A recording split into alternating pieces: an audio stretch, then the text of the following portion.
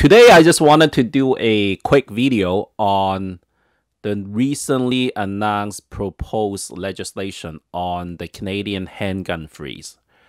I know a lot of people, probably everyone in Canada who is a gun owner or a gun enthusiast, heard about this new proposed legislation of the handgun freeze that will likely get implemented probably in the fall of 2022, so just a couple of months, and actually prompted a massive purchase of handguns for the past week or two. So basically in Canada, you can get like there's probably still a few left, but as you can see, all the gun shop, the retailers for handguns and revolvers, everything is sold out. Everything that is like brand name, like Glock or CZ, HK, everything like Colts, everything that is decent is being sold out. There's still a few left, either really high price handguns or like some of the brands that are not as, I guess, sought after. Like right now, I think it's more of it's not a panic buying, but I guess it's more like if this freeze is going to be implemented, which a lot of people is thinking that's likely going to happen. There's not going to be any more handguns that you can buy, because from what is being proposed, even for resale, like for the used handgun market, it's going to be blocked. So you can't even trade or buy a used handgun anymore. So whatever that you have left in your collection, that's it. That's all you're going to have. So I guess as gun owners and gun enthusiasts in Canada, it is a very, very sad situation right now that we're facing. However, whether this can, is this going to last, like basically from now on, no more handguns, or whether a new government may be in place for the next election can overturn this, who knows? It could happen. Because I guess one of the good things living in Canada is that we are in a democracy. So we vote and we elect our government. So unfortunately for this current government, they are very, very anti-gun. And if you are interested to, I guess, know more, there was like going back like a decade ago, there was like other kind of like really like the long gun registration, all that with this government that they're trying to implement. But fortunately, the another party that got elected kind of reversed that and all that. So we're hoping that I guess, I'm not sure if it's a wishful thinking, because some people say, oh, this is it, that's it, no more handguns for after this is being implemented, or whether once we get a newly elected government for the next term, maybe overturn this. And even the AR ban that we had been faced with in Canada, whether that can be resolved. That's what we're hoping. But we don't know. Like right now, there's a lot of uncertainty, and I think a lot of people is in the mindset that, maybe this handgun freeze is here to stay forever, and that's kind of prompting a lot of people going out and just buying whatever they could while they can, and it's really sad. And the government, just to show that they're so out of touch, because when they make this handgun freeze announcement, they were actually saying they don't foresee that there's going to be a massive buying. It's just going to be like business as usual. We're going to put a freeze on it, and then it's going to be implemented in a couple of months. And as you can see, actually within a day after the announcement, I would say probably 80% of, or 80, 90, over 90% of all handguns were basically sold out. Like people just were like going out and get whatever they could. And the government was thinking, didn't even realize that this could happen. But I'm not sure if they are just saying it or they know and they don't care, whatever. But it is what it is. That's the situation that we're facing right now with the handgun freeze, and just basically everyone is just buying up whatever is available. So I don't want to talk too much about the politics. I just want to dabble on it a little bit. And you know what? It's really no point. I see a lot of I mean, as gun owners and enthusiasts, we have a point of view, and then there's the anti-gun groups and people who doesn't like guns or doesn't know much about like gun ownership in Canada. They just assume that, oh, it's unnecessary. It's just a dangerous like device that is not needed. Why do we need guns? We're not in the US. But from like us in Canada, gun owners or collectors and whatnot, a lot of us, we have been vetted and we go through a very rigorous, like in terms of the licensing process. Like handguns in Canada is highly, highly regulated. And also people that want to get a license is also has to go through a lot of like hoops and vetting. Like it's an unbelievable process that we actually have to. It's not like just anyone that decide, oh, I wanted to buy a handgun, I'm just going to get a license. Not everyone can do that, and you also have to go through an exam process. And once you get your license, we've been basically is this like a background check on us every day.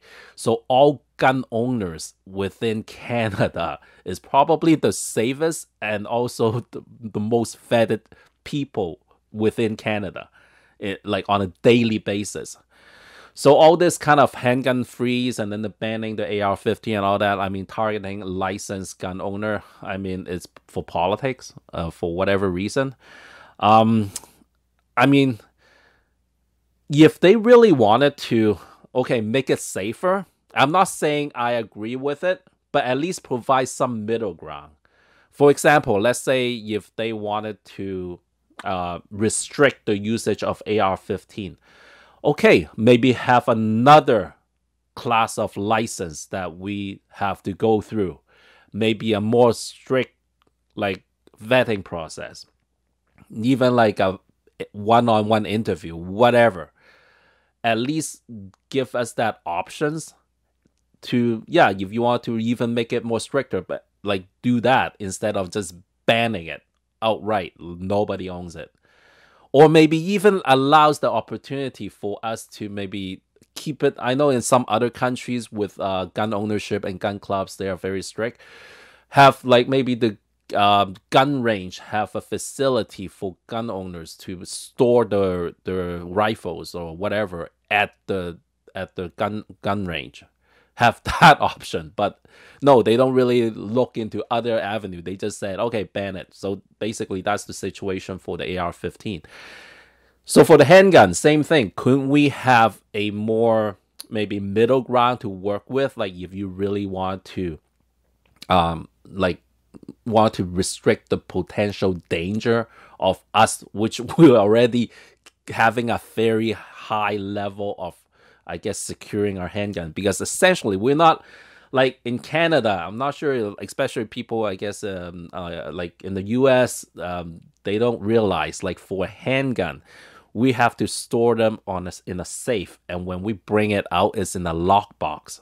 And then we can only take it out at the gun range to shoot and then put it back in the lockbox, lock it up, bring it home and lock it up again. So it's very secure.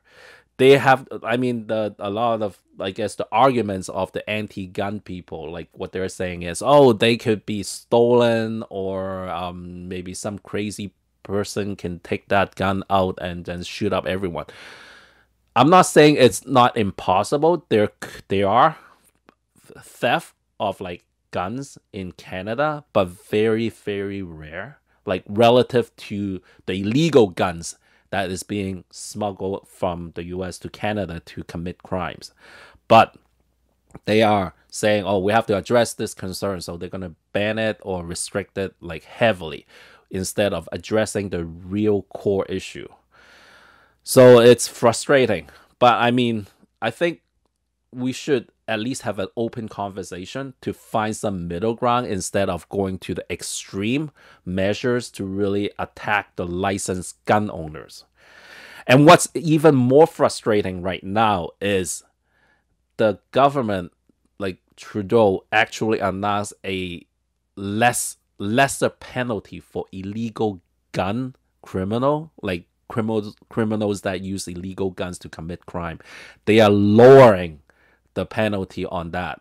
So what is going on? I thought you were addressing the gun situation, gun crimes and everything, but they're doing the exact opposite of where what their focus should be, is to toughen, to make it more punishable for any usage of illegal firearms in any crime committed.